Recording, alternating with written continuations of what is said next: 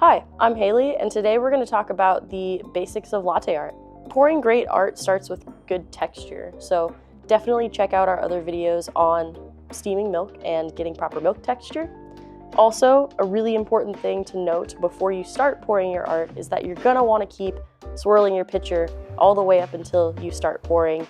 You're preventing the milk from separating, and you're preventing that final blob from coming out onto the top of your drink and ruining your art after you've poured it. Today, we're going to start with a heart and go into a number of other designs, and I will be there with you every step of the way. Let's get into it.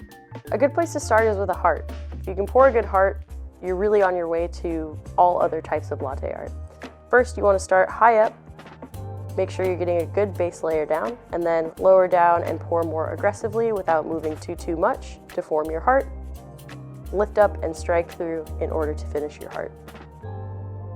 Next, we'll pour another fundamental design, the rosetta. So, same thing as the heart, you're going to start higher up and form a good base layer so that you can lower down, pour more aggressively, and start drawing your art.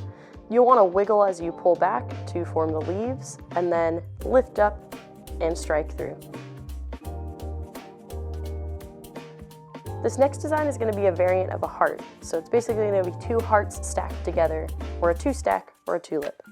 First, you want to pour high up, form that base, come down and pour more aggressively to start the bottom heart, lift up, and then pour more aggressively to start the second heart. Final lift up and strike through to finish your art.